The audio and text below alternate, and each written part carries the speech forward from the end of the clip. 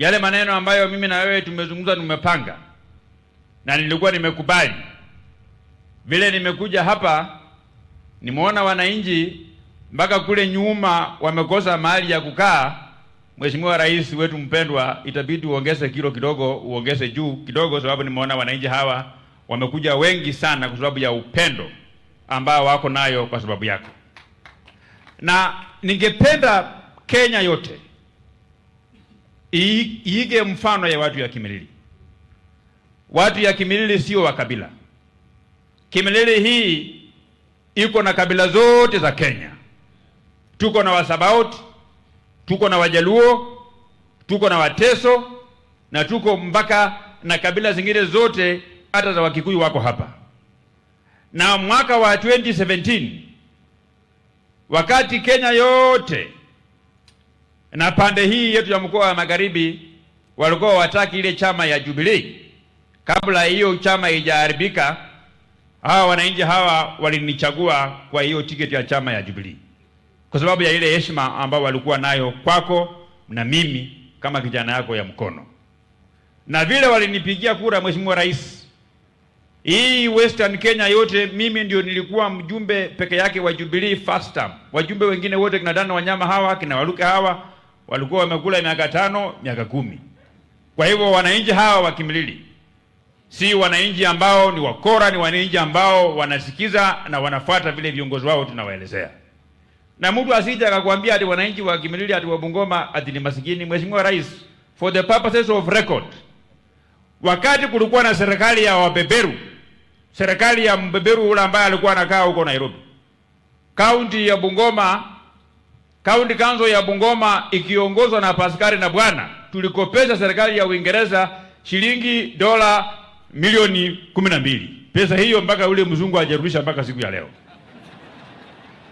Na sisi hapa, Mheshimiwa Rais, sisi Kimilili hii pamoja na constituencies ambazo ziko katika maeneo ya Bungoma, ile ya Rift Valley, Nyandarua, we are the bread basket of the Republic of Kenya. Chakula yote, hata ile ugali ulikula jana huko State Lodge huko Bungoma, Mheshimiwa Rais, hiyo mahindi imetoka hapa Kimilili na maeneo jirani. Kwa hivyo sisi ndio tunalisha Kenya hii. Ile tunakuomba Mheshimiwa Rais, hii maneno ya subsidy fertilizer, tunataka maeneo ambayo ndiyo food basket ya Kenya uongeze kutoka kwa mifuko 2 kwa mkulima hadi mifuko 4 ya mkulima, kwa sababu mwenye kulisha ndio mwenye anakuwa na mbolea nyingi kuliko mwenye kuchukua na kukula. Siko namna hiyo. Jambo yangu ya pili, Mheshimiwa Rais, mimi nimefurahi tumekuwa hapa na chairman wa kamati ya bunge ya Finance and Economic Planning, Mheshimiwa Kura Kimani. Mheshimiwa Kura Kimani, kwa hawa wananchi wa Kimilili kwa maneno ya finance bill, mimi nimekufanyia public participation. Lakini wananchi hawa wamenituma maneno mangapi? 3. Wao wameniambia kwamba serikali ya Kenya inahitaji pesa ndio iendelee kuendesha miradi yao ya serikali. Na wamenipatia mimi jukumu command ya kuunga wewe mkono tupitishe, lakini mambo 3 ufanye. Wanasema ulimwengu kote watu matajiri ndio wanatoshwa pia ushuru, ndio wale pia hata wale ambao wako chini wafaidike na wao. Sisi tunataka Mheshimiwa Rais uongeze ushuru hata mpaka kwa nguo. Kama kuna mtu anavaa nguo ya 10,000 na zaidi, uongeze ushuru kwa nguo ya 10,000 zaidi, uongeze ushuru. Kama kuna watu wengine pia iko na hii makalio wengine hii ya bandia, wasichana ya Nairobi wanavaa ya bandia hiyo, ongeza bei ya hiyo makalio ya bandia hiyo. Alafu pia mambo 3 ufanye. Saa zile serikali ya Kenya iko na pesa nyingi zaidi. Hii pesa ambayo tunapatia wazee wale wa miaka 60 na kwenda zaidi. Profesa Waziri wa Interior, Profesa Abraham Kithure Kindiki, tufanye marekebisho qualification ndio pata ile pesa ya wazee isikuwe tu miaka 60 na zaidi. Mtu kama mzee kama Oburu Odinga ako na miaka 70 lakini anakaa kama kijana ya miaka 40, huyo anatolewa kwa ile program. Lakini kuna wengine ako na miaka 45 ama 50 lakini vile anakaa anakaa kama wa 70. Hao pia waingizwe kwa ile program ya ile pesa ya serikali, wapate ile pesa ya serikali kusonga mbele. Saa ile umeunda uchumi na uchumi umekuwa sawa sawa, Mheshimiwa Rais. Ukumbuke hawa mama wetu hawa. Wale wamama ambao wametuzaa hawa. Wale wamama ambao wanaendesha uchumi ya vijijini hawa. Uweke pia fund ya kushughulikia wamama wajane ambao wazee wao walikufa. Pia wapate pesa kama ile ya wazee ambayo wewe umeimplement katika serikali yetu ya Kenya. Na si tu kwamba wale ambao walifiwa na wazee peke yao. Tuko na wengine wengi. Mzee yako lakini yako mteja huwa apatikane kwa nyumba, pia hao watambulike, wawekwe hapo kwa program, wapate pesa ya serikali ndio isenge mbele. Mheshimiwa Kimani Kuria, ukifanya namna hiyo, hiyo bili yako yote tutaiunga mkono na wananchi hawa wamenipatia nafasi ya kusukuma isonge mbele. Jambo yangu ingine ambayo ni ya muhimu sana, Mheshimiwa Rais. Mimi wakati nilichaguliwa hapa kama mjumbe wa sehemu hii mwaka wa 2017, tulianzisha mpango wa kuondoa mashule yote ambayo ilikuwa imejengwa kwa matope. Tulikuwa na shule zaidi ya shule 18. Shule hiyo yote tulitoa, tukajenga shule mzuri za ghorofa ambayo watoto wetu wanasomea ndani. Na mimi nimeambia wananchi hawa kufika mwaka wa 2027 niko na primary schools hapa 62. Hiyo primary schools 62 yote mimi kama mjumbe yenu tumekubaliana kwamba hakuna shule ya primary itakuwa na mijengo ya zamani. Tutaondoa ile mijengo ya zamani yote, tuweke kabro, tuweke tiles, ndio watoto wetu wakifikishwa pale kusoma, hata kama anasoma polepole atakuwa number 1 na kupita na kuwa mtu mkubwa katika serikali yetu hii ya kusonga mbele. Mheshimiwa Rais, tunakushukuru kwa sababu umelete mipango ya kufufua ya kujenga hii Technical Training Institute. Wakati umefika hapa Bungoma, tumeenda tukafungua Webuye West Technical Training Institute. Kwa historia tu, Mheshimiwa Rais, shule ya kwanza hapa maeneo yetu hii ya Bungoma North ilikuwa hii chuo chetu cha Matili Technical Training Institute. Hii Matili hii ndiyo imezaa Kisiwa Technical Training Institute, ndiyo juzi imezaa hii Webuye Technical Training Institute, hiyo ndiyo imezaa na Bingenge Technical Training Institute. Vile tunaongea saa hii ni mjamzito karibu inazaa Magemo Technical Training Institute huko Webuye East. Sasa kama angekuwa mama na amezaa hii watoto yote, angekuwa na maalama mingi kwa tumbo yake. So Mheshimiwa Rais, na tayari mimi na gavana wetu Ken Lusaka na speaker wetu Moses Wetangula, vile tulikuwa na mkutano huko Nairobi, tayari tumesukuma, tumekufanya maneno ya pepa kusonga mbele ili chuo hiki cha Matili kipandishwe cheo kikuwe National Polytechnic. Mnataka tupandishe ama tusipandishe? Tupandishe. Mheshimiwa Rais, umesikia, na wananchi hawa wa Kimilili pamoja na wale wa mkoa wa Magharibi, hao ndio wenye walilea mama wa taifa Her Excellency Madam Rachel Ruto, ambaye ndio mwenye amechagua nguo ambayo ulivaa siku ya leo asubuhi. Na mimi vile nimeona, nimesikia, unajua wewe ni rafiki yangu Mheshimiwa Rais, vile nimesikia hao wananchi wamesema usipopandisha hiyo Matili ni kama watakuja kuchukua mama wa taifa, na wamesema watachukua mpaka watoto wakuja nao nyumbani. Kwa hivyo itabidi hapo Mheshimiwa Rais ujipange na hiyo kusonga mbele. Kwa mambo ya barabara, mimi nataka kuambia nyinyi, sisi viongozi wote sio wajinga. Tunajua kitu ambayo tunataka, tunajua what it takes for us to be where we want us to go. Barabara hii ya kutoka Bokoli, kutoka Sikata kuja mpaka hapa Kimilili, Mheshimiwa Rais, ulinipatia cheo kidogo, mimi nakaa kwa kamati ya barabara. Na kwa ile cheo yangu kidogo, Mheshimiwa Rais, kwa budget ya mwaka ambayo ulipita, mimi nilingangana nikaweka hapo shilingi milioni 40. Budget ya mwaka huu tena ningangana nikaweka hapo shilingi milioni 53. Na wewe vile umenihakikishia kwamba uko tayari kuangalia hapa na pale, uweke milioni nyingine 400 barabara ikwishe mara moja, mimi niko maombi, tunakuombea. Kwa hiyo wewe uweke hiyo mahali, vile tumezungumza, najua kufika hapa utaelezea wananchi hawa wa Kimilili. Na barabara nyingine kutoka pale Maini kwenda mpaka ile Kapsokoni, vile tulizungumza ukasema huko sawa sawa.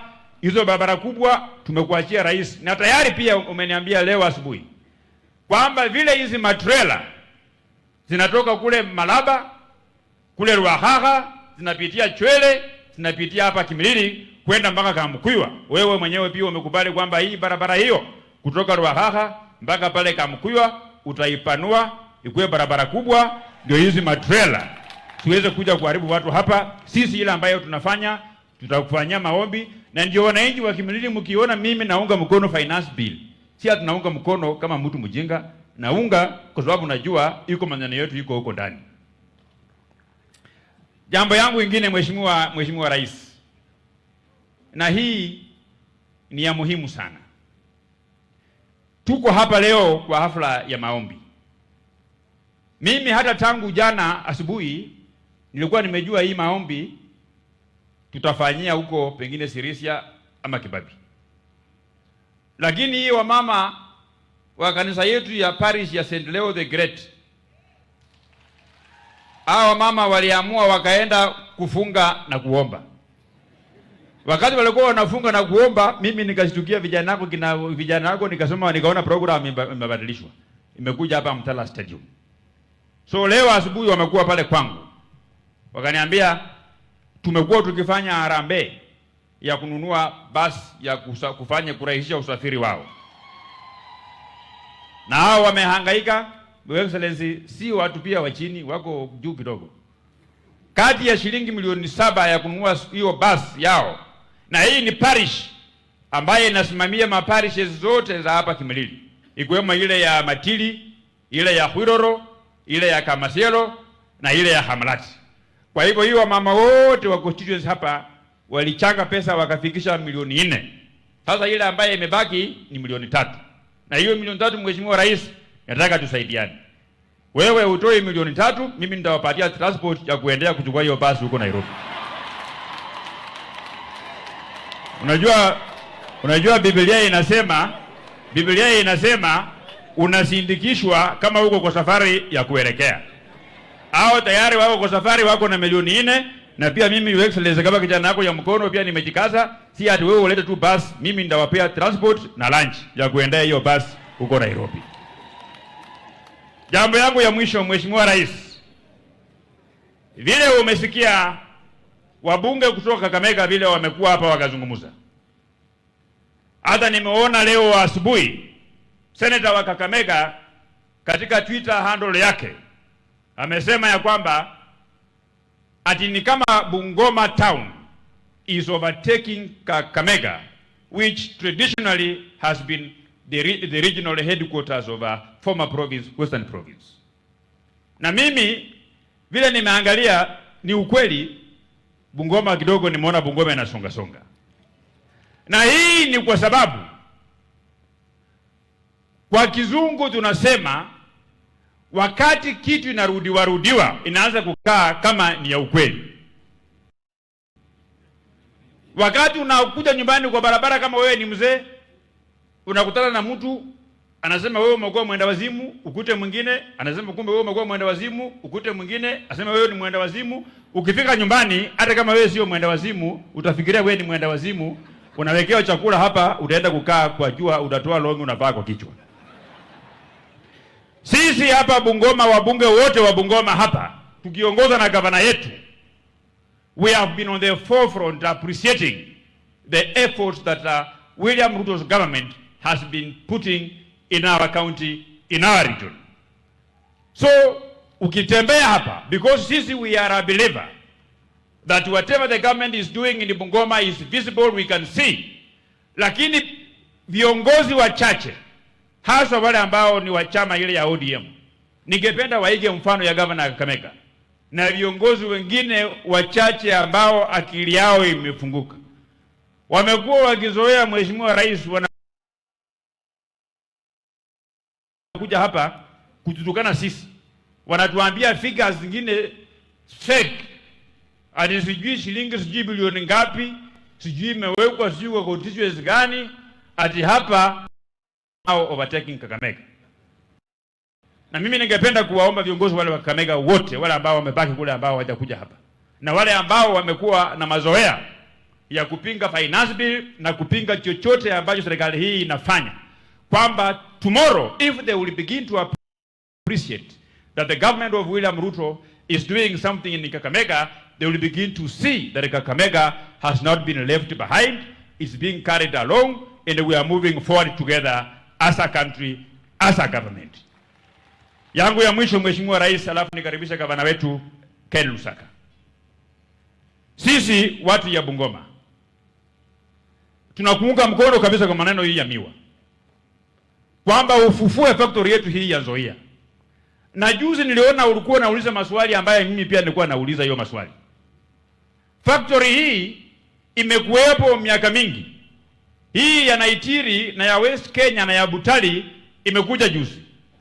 Factory hii yetu hii tangu nichaguliwe from 2017, serikali yote ambayo imekuwepo tumekuwa tukitafuta kwako pesa ya kulipa wafanyikazi, pesa ya kulipa wakulima wa miwa.